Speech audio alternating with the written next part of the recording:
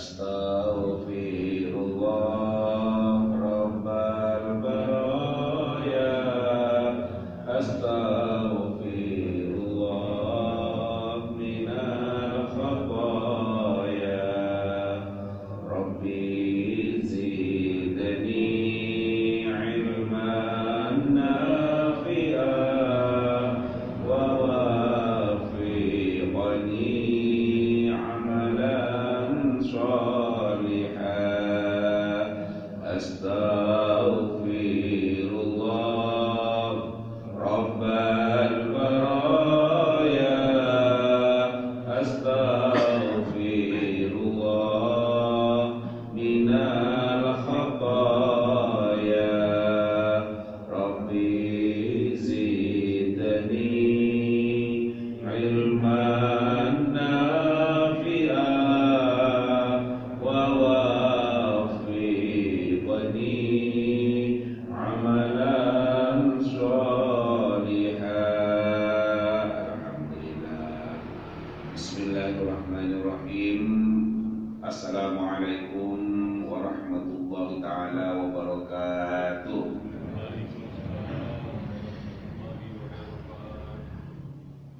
Alhamdulillahil malikil alam hamdan yuwafi ni'amahu wa nu'am ni'am. Wassalatu wassalamu ala habibis salam dalilil khair fi durhil zalam wa ala alihi wa sahbihi kiram. Amma ba'du. Asyhadu an la ilaha illallah wahdahu la syarika lah wa asyhadu anna Muhammadar Rasulullah. Ibu bapak hadirin sekalian yang dirahmati Allah, alhamdulillah pagi ini kita oleh Allah dikaruniai nikmat sehat, nikmat semangat, sehingga kita bisa menghadiri kembali majelis taklim yang rutin kita lakukan setiap Jumat pagi. Dulu biasanya Selasa 2 minggu sekali. Alhamdulillah di periode ini kita lakukan setiap minggu dan harinya hari Jumat.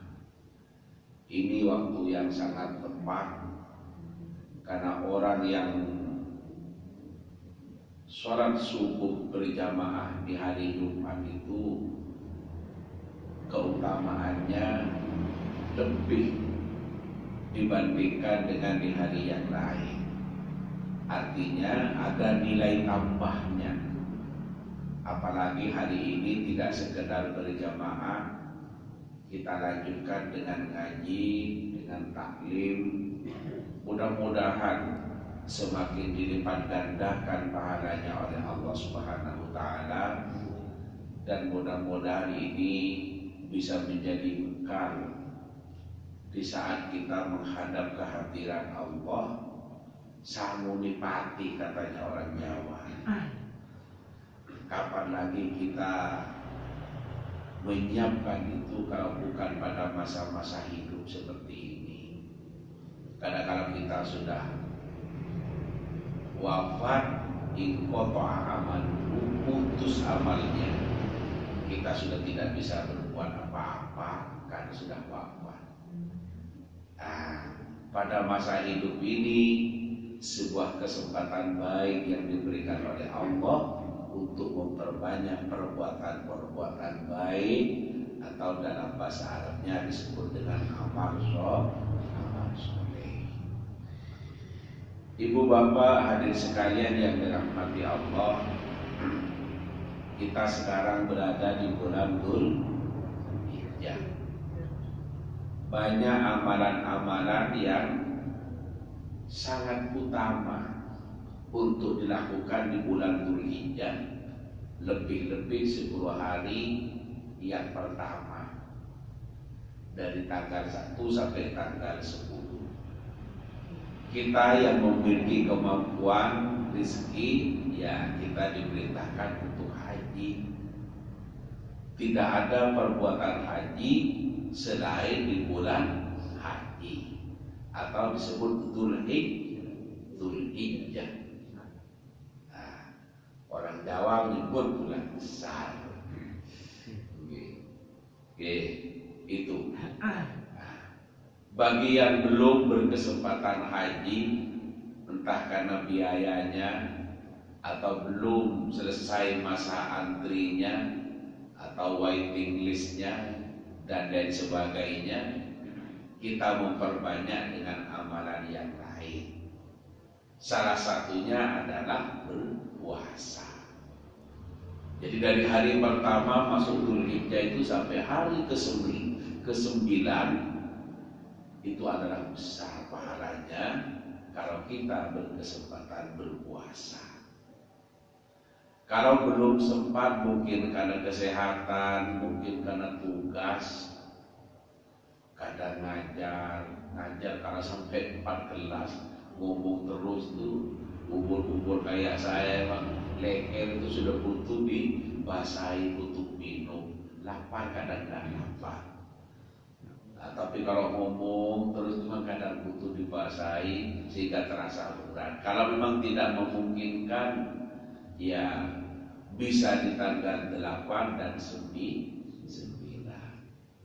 Di tanggal 8 itu puasa nopo, puasa tarwiyah. Nah, kalau tarwiyah itu pendidikan. Di UI itu kan ada fakultas tarbiyah, ini fakultas pendidikan. Nah, kalau tarwiyah itu artinya ragu-ragu. Nah, ini adalah untuk memperingati bahwa dulu Nabi Ibrahim itu waktu mendapatkan perintah dalam mimpinya untuk menyembelih putranya tercinta untuk dikorbankan, yakni Ismail itu, Nabi Ibrahim itu masih ragu-ragu. Perintah ini dari setan atau dari Allah? Nah itu, kita disunahkan tanggal 8 itu puasa tarwiyah. Kemudian di tanggal 9 itu disebut dengan Arafah. Arafah itu bermakna juga yakin. Di Mekah itu ada tempat yang namanya Arafah. Orang yang melaksanakan ibadah haji di tanggal 9 itu melaksanakan wukuf di Arafah. Nah, Arafah itu bermakna yakin, artinya Nabi Ibrahim yakin bahwa ini adalah bukan dari setan, bahwa ini adalah perintah dari Allah. Karena tanggal 9 itu adalah yakin bahwa itu adalah perintah dari Allah, maka tanggal 10-nya disebut dengan Nahar. Nahrun itu artinya leher. Kalau Nahrun pakai H itu artinya siang, artinya siang. Nah, siang itu kebalikannya lailun, malam. Gitu. Nah, ibu bapak hadir sekalian, nahan leher itu karena itu adalah pada hari pelaksanaan atau eksekusinya, peristiwanya penyembelihan. Itu karena sudah yakin tanggal 9-nya bahwa itu perintah dari Allah, maka kemudian dilaksanakan pada hari tanggal 10-nya itu. Nah, tanggal 10-nya itu saudara kita yang sedang melaksanakan ibadah haji itu adalah sedang wukuf di Arafah. Sedang wukuf di saudara-saudaranya yang tidak haji itu adalah melaksanakan lebaran.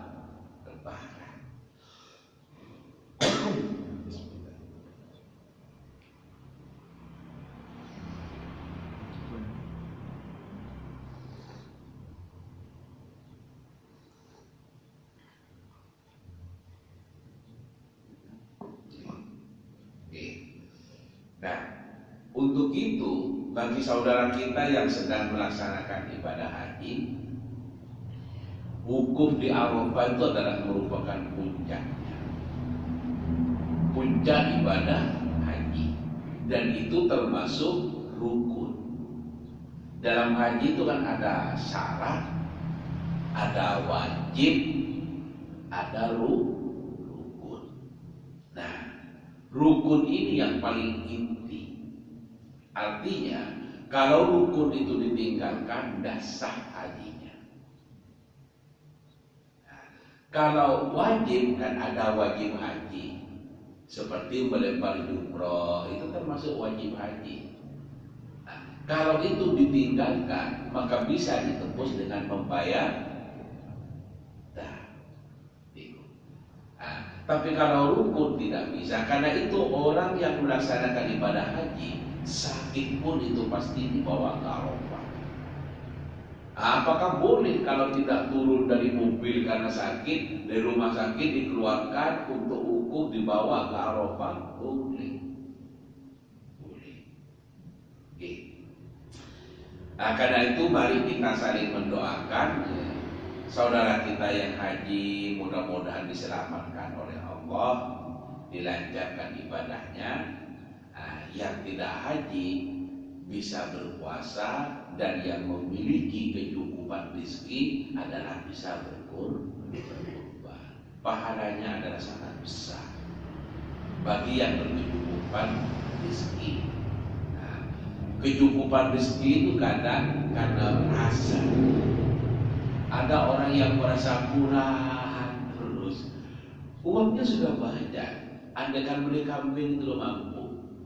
Tapi karena dasarnya rasa, maka merasa kurang terus. Tapi kalau dasarnya iman, maka dia akan berkata, kapan lagi saya akan melaksanakan ini kalau tidak masa-masa seperti ini. Umur sudah segini, nyampe orang dengan ituran tahun depan ini, Ustaz tak kurban ayahku.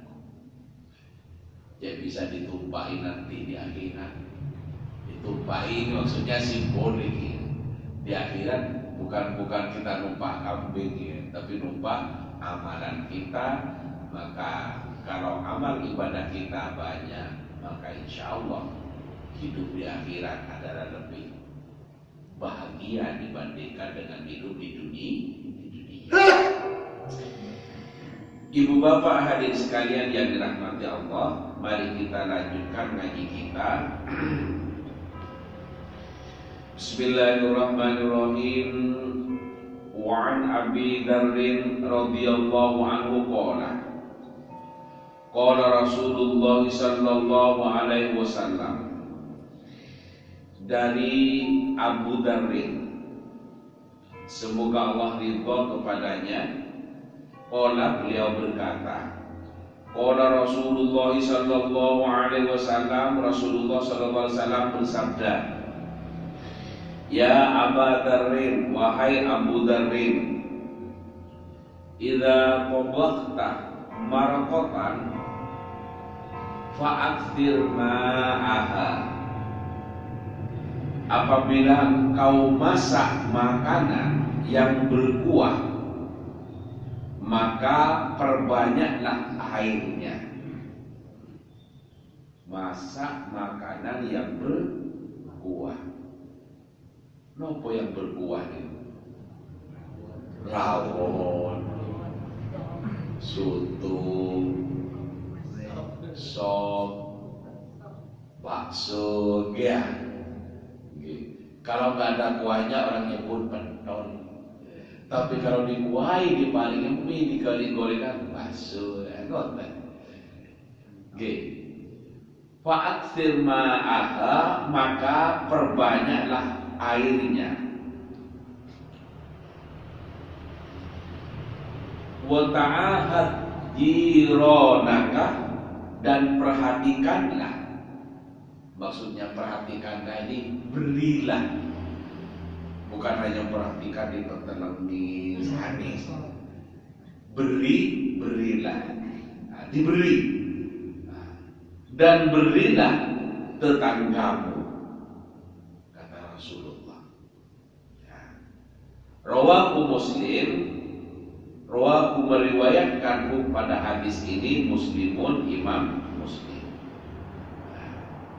Wa fi riwayatin, dan dalam riwayat yang lain, lahu an Abi Dzarrin qala, juga diriwayatkan sanadnya dari Abu Dzarrin qala.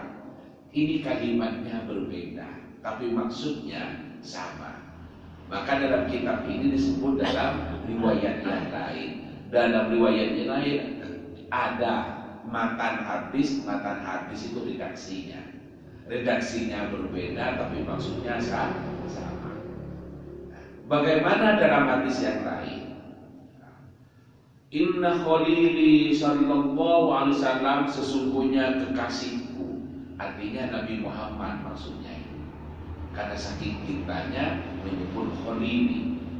Ausoni, berwasiat kepadaku. Nopo wasiati? Ila tobakhta marokon fa'akfir ma'uhu. Apabila engkau masak makanan yang berkuah, maka perbanyaklah airnya. Sama kan maksudnya, tapi redaksinya berbeda. Summandur ahla baiti, kemudian perhatikanlah ahli bait itu adalah keluarga. Min jironika, dan tetanggamu. Perhatikan itu maksudnya sama dengan yang tadi, yakni berilah. Masa berkuah, maka perbanyaklah airnya itu agar kuahnya banyak, maka beri tetangga, beri keluarga. Fa'asibuhum minha bima'rufin, dan berilah mereka bima'rufin, dengan cara yang baik, dengan cara yang santun. Orang Jawa itu sering mengatakan, aku nih kayak ini, coromu tidak sopan, aku lebih baik kamangan. Kan nonton dia, memberi sesuatu makan asu, kakek ikan ronangan kon. Istimewa panggil asu, kak mangan kak pakai. Orang Jawa begitu, mangan petis, orang dipanggil petis. Oke, karena itu Rasulullah menyebutkan fa'asibuhum minha bima'rufin, berilah mereka dengan cara yang baik. Ibu bapak hadirin sekalian yang saya hormati, apa yang dimaksud oleh kandungan hadis ini? Secara singkat, artinya tadi sudah bisa dipahami bahwa kata Rasulullah atau Rasulullah berwasiat kepada kita, kalau kamu masak masakan yang pakai air, maka perbanyaklah kuahnya itu supaya kamu bisa berbagi kepada tetanggamu. Kan betul? Orang yang masak itu masak lauk, tetangganya itu mesti dengar baunya. Enak iraun, apalagi tambah bumbu lapar, tambah kebayang, ya Allah, paling ada di campurnya itu. Terus diberi sambal pipi-pipi, ono terasi dikit, terus ada empal di atasnya, tambah kebayang. Situasinya sudah lapar. Nah, Rasulullah memberikan wasiat suruh berbanyak, maksudnya agar tetangganya juga kebahagiaan. Maka betapa baiknya agama kita ngajarin kita untuk kita memiliki semangat berbagi dan peduli kepada tetangga. Ibu bapak hadirin sekalian yang saya hormati, tetangga itu ada 3. Yang pertama, tetangga karena dekat rumahnya, di sebelah rumah, depan rumah, samping rumah, belakang rumah, itu adalah tetangga. Disebut tetangga karena rumahnya dekat. Yang kedua, ada tetangga sekaligus keluarga. Kalau yang tadi itu bukan tidak ada hubungan apa-apa dengan kita, tidak ada hubungan famili, hanya rumahnya dekat.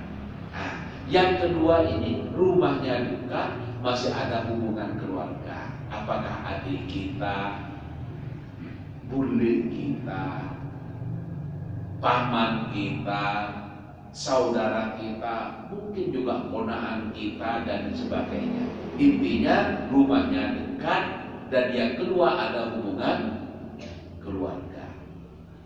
Nah, yang ketiga adalah ya rumahnya dekat, ya ada hubungan keluarga, dan juga agamanya sama-sama muslim. Hadis bernegara itu sama dengan hadis bertetangga. Nah, karena itu maka kalau kita bertetangga harus baik, maka kita berbangsa juga harus baik, bernegara juga harus baik, baik pada orang lain, yakni kepada bangsa kita itu. Karena itulah maka dalam konteks kehidupan berbangsa ada 3 persaudaraan. Yakni kalau dalam konteks tetangga, saudara karena tetangga, dalam konteks bernegara adalah saudara karena sebangsa dan setanah air. Itu saudara kita, saudara sama-sama orang Indonesia. Kalau kita melaksanakan haji hari ini, maka saudara kita itu yang sesama muslimnya kumpul di Arafah. Ada yang dari Sulawesi, ada yang dari Kalimantan, ada yang dari Bali, ada yang dari Sumatera, ada yang dari Jawa, ada dari Madura, kumpul. Tidak saling kenal, Pak. Tetapi mereka merasa saudara, sama-sama orang Indonesia. Itu namanya sebangsa dan setanah air. Karena itu maka kalau kita diminta oleh Rasulullah untuk rukun dengan tetangga sampai memasak yang berbuah, suruh perbanyak airnya agar kita memiliki keakraban dengan cara berbagi seperti itu, maka dalam konteks yang lebih luas berbangsa dan bernegara kita juga harus rukun. Jangan saling menyakiti hanya karena beda bangsa, hanya beda keturunan atau beda alamat. Yang sesungguhnya adalah sama-sama putra Indonesia. Itu saudara sebangsa dan setanah air. Ada juga sebangsa, seiman dan seagama. Saya sebut tadi sama-sama muslimnya, tapi keyakinannya atau agamanya beda. Itu juga saudara dalam skala yang lebih luas. Dalam skala yang lebih luas. Kemudian ada juga saudara tidak ada hubungan apa-apa, hanya tetangga. Kan gitu. Maka dalam konteks berbangsa dan bernegara ada juga bukan hubungan apa-apa, tetapi sama-sama manusianya. Maka dalam ajaran Islam, dalam konteks berbangsa dan bernegara, itu disebut dengan ukhuwah insaniyah, saudara sesama manusianya.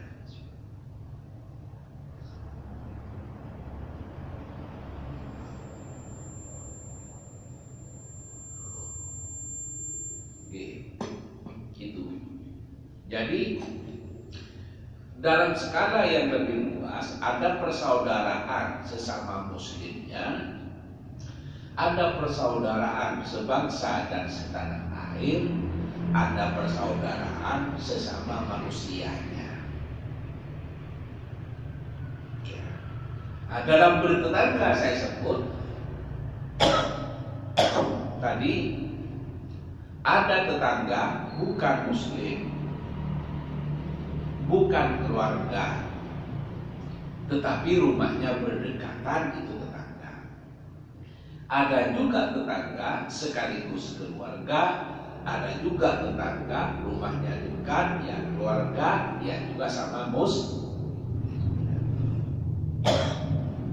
Nah, semua ini diajarkan oleh Rasulullah untuk kita berbaik. berbaik.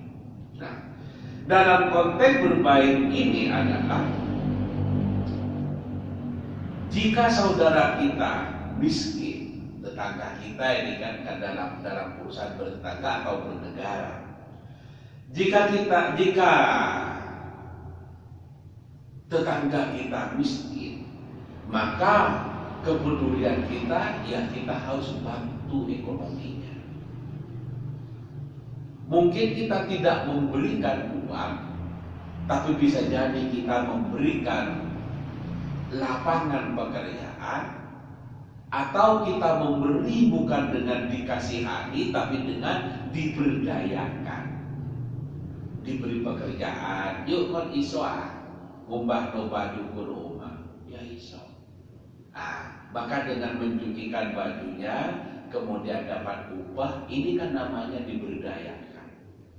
Setelah mendapatkan upah, mereka bisa untuk beli beras, menghidupi anak-anaknya. Ini dengan cara berbagi. Kalau kita memiliki uang, tanpa itu bagus juga. Yuk, ini beli beras untuk anak-anakmu. Yuk, ini mau rioyo, belikan baju untuk anak-anakmu. Atau yuk, saya alhamdulillah ada kelebihan rezeki, saya berkorban, yuk ini untuk kamu, untuk anak-anakmu dan suamimu. Ini berbagi. Jadi jika tetangga kita miskin, maka kita bantu ekonominya. Jika tetangga kita sakit, ayo kita jenguk, kita sambangi. Nyambangi orang sakit itu senang, orang yang sakit itu terasa pedulinya, terasa kebersamaannya dalam bertetangga. Bukan menjadi sebaliknya, tetangga kita sakit itu terasa nolong. Paling ini gak sakit tuh paling mati tuh kasihnya. Insyaallah, oke penting tetangga situ itu. Jika sakit kita jenguk. Kemudian karena orangnya miskin tadi, tidak punya kendaraan untuk periksa, diantarkan, tambah bagus.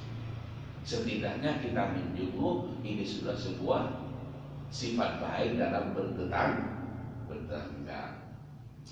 Jika meninggal, ya sesuai dengan agamanya, bagaimana kita diatur oleh agama. Seperti orang meninggal, kewajiban sesama muslimnya, satu, wajib memandikan. Kenapa kok wajib kita yang memandikan? Karena tidak bisa mandi sendiri. Ya kita yang memandikan. Nah giliran kita meninggal sama. Apalagi nanti kalau meninggal mandi sendiri gitu, dimandikan. Sekarang ya gantian. Katanya Abang Lawi sudah menikah, gantian aku kan satu cewek. Saya sama. Saya juga akan mati. Hanya waktunya kapan dibuatkan terus. Itu salib. Nah, kemudian setelah dimandikan nopo mandi. Di kafan wis mari atur dan mudah lupa kuburan dia ini buatan ngotan di kafani. Mantun di kafani nopo mandi disolati. Bagaimana kalau disolati di masjid? Wah itu tambah bagus. Semakin banyak yang mensolati juga semakin bagus. Karena itu jangan sampai datang ke masjid itu hanya setelah mati, mumpung masih hidup, ayo rajin ke masjid. Kalau masa hidupnya tidak pernah disolati, tidak pernah sholat di masjid, giliran wafat disolati di masjid, malu jenazahnya itu. Aku kok digoreng, aku kok tahu ini.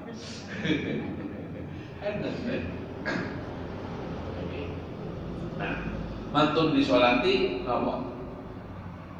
Diantarkan jenazahnya ke kuburan, ke makam. Nah, terus batu niku, tidak bisa ganti sendiri. Ya kita yang menggalikan terus dikuburkan atau dikebumikan.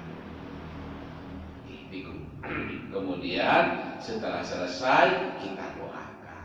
Mendoakan ini macam-macam orang.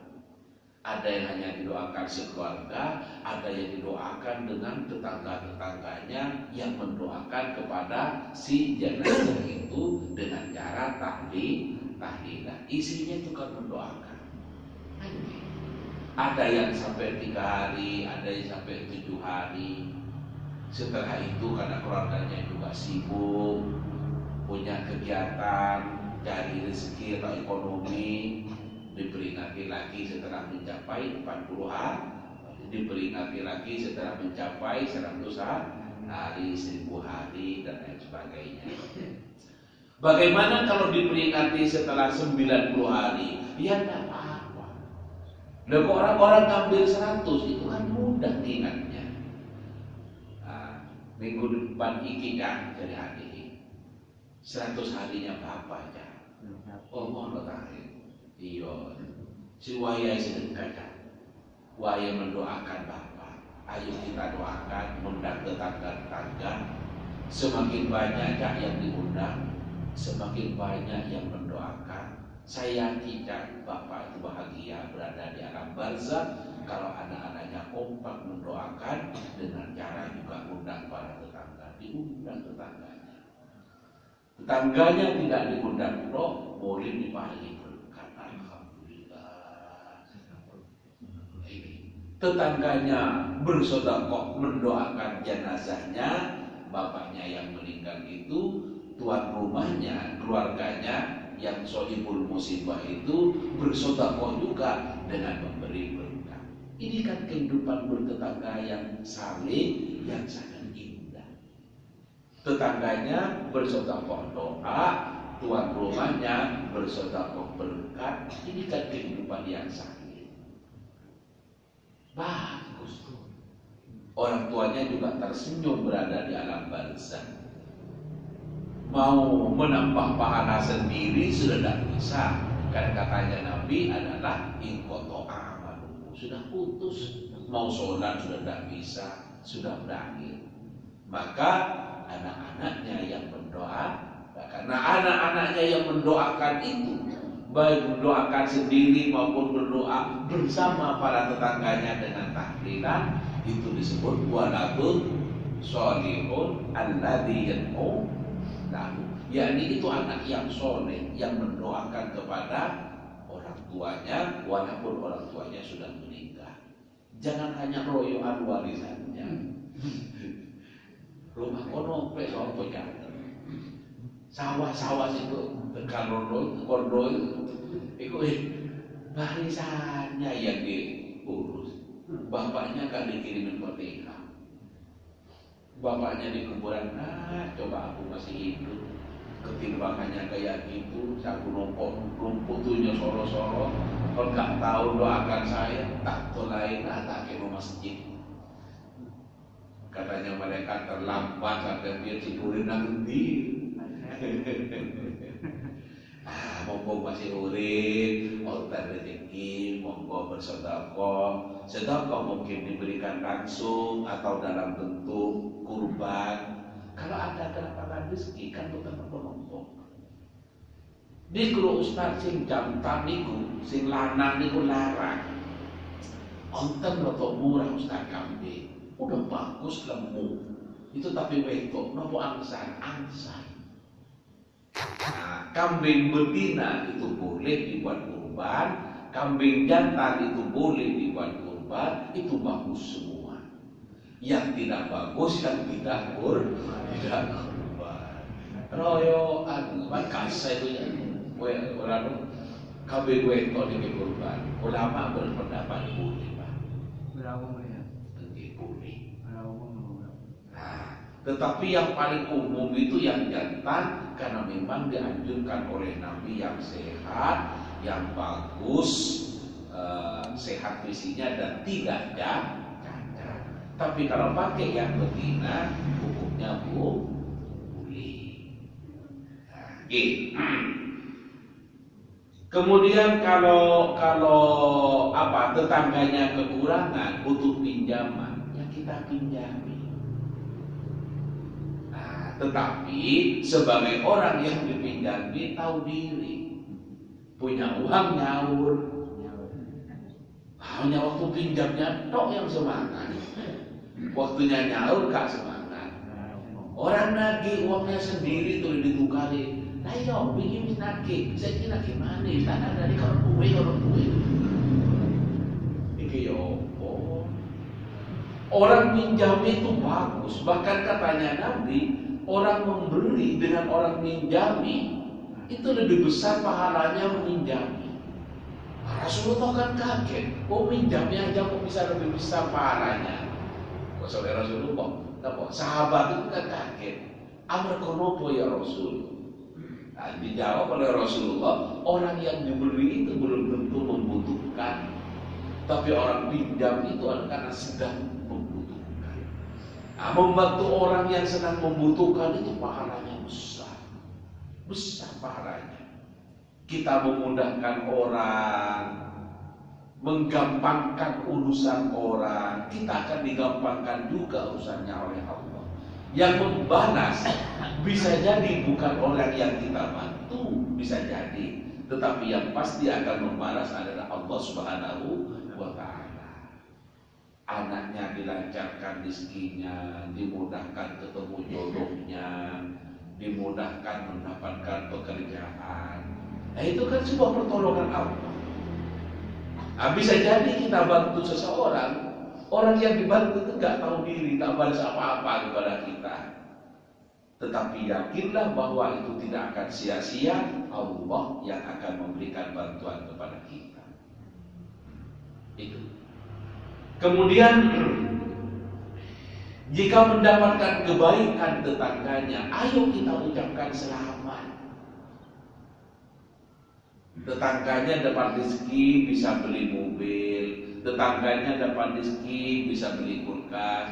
Yuk beli kulkas ya, selamat yuk. Ya alhamdulillah.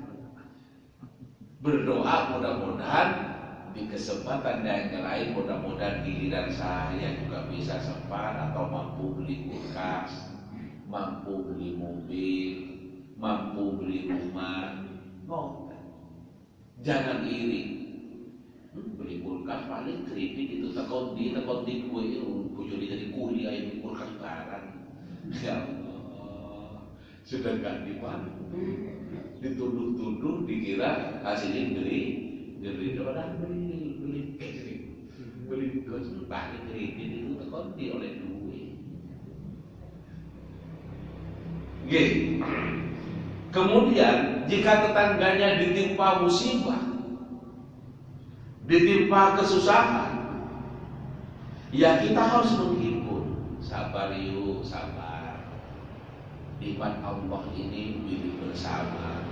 Kalau hari ini kamu dapat musibah, saya yakin di kesempatan yang lain kamu akan mendapatkan nikmat. Inna ma'al usri yusra. Sesungguhnya di balik kesusahan itu akan ada kemudahan. Kemarin ini Pak pengumuman penerimaan mahasiswa baru dari jalur UTBK. UTBK itu ujian tulis berbasis komputer. Yang diterima Masya Allah senangnya. Yang tidak diterima ada yang sampai menjerit, sampai nangis, kecewa. Harapannya untuk diterima di perguruan tinggi negeri, terus tidak diterima kan kecewa. Nah, yang seperti ini jangan salah-salahkan. Nah, mungkin belum rezeki kamu. Saya yakin Allah itu tahu yang terbaik bagimu. Nah, kalau tidak lulus di tempat itu, mungkin akan diluluskan di tempat yang lain yang lebih baik. Kan dingin perasaan ibu, dingin perasaan anak yang sedang tes perguruan tinggi tapi tidak lulus. Nah, dihibur hatinya. Allah punya nikmat Allah untuk kita semua. Yakinlah bahwa suatu saat akan mendapatkan. Saya yakin kamu tidak luluskan di situ karena jelek menurut Allah sehingga tidak diluluskan, dan tidak diluluskan karena mau diluluskan di tempat yang lain. Nah, ketimbang kamu diterima di sana terus berangkat kuliah tabrakan mati, itu kan tidak baik. Nah, dan lu siapa tahu itu kan yang terbaik menurut Allah. Sudahlah, terima apa adanya. Saya yakin takdir Allah itu adalah pasti baik bagi siapapun. Nah, ini kan menginginkan. Itu namanya jika ditimpa kesusahan kita harus menghibur.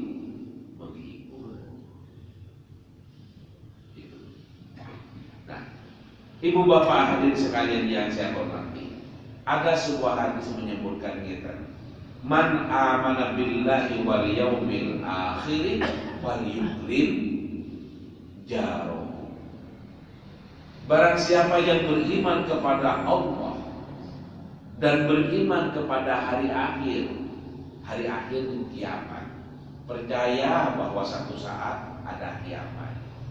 Berarti percaya kepada Allah, percaya bahwa ada kiamat. Nah, barang siapa yang beriman kepada Allah dan hari akhir, fal yukrim jarahu, maka muliakan tetangganya.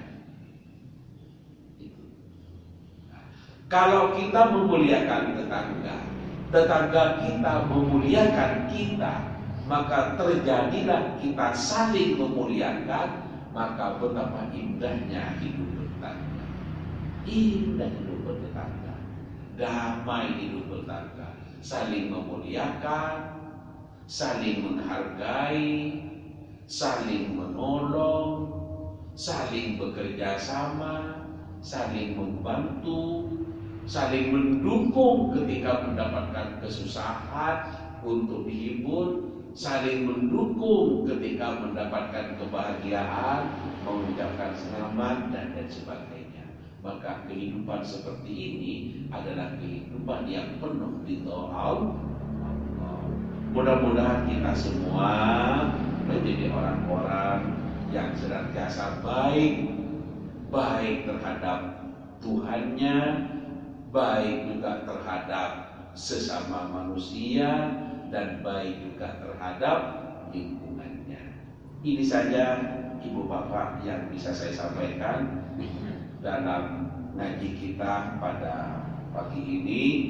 Selamat melaksanakan ibadah puasa Tarwiyah. Insya Allah itu dimulai besok.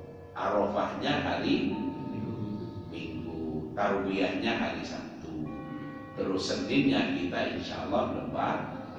Selamat Idul Adha. Mudah-mudahan kita semua dikaruniai panjang umur, sehat walafiat, dikaruniai rezeki yang banyak dan halal oleh Allah sehingga bisa berkurban. Kalau tidak bisa berkurban tahun ini, berdoa saja. Mudah-mudahan tahun depan kita diberi kemampuan untuk berkurban. Jangan putus harapan untuk berbuat baik. Kalau hari ini belum ada uang, tidak ada masalah. Yang disuruh berkurban itu yang memiliki kelonggaran rezeki. Bapak Ibu, mari kita akhiri ngaji kita pagi ini dengan bersama-sama membaca doa kafaratul majelis. Bismillahirrahmanirrahim. Subhanakallahumma wa bihamdika asyhadu an la ilaha illa anta astaghfiruka wa atubu ilaik. Demikian yang dapat kami sampaikan. Hadanallahu wa iyyakum ajma'in ila shiratal mustaqim.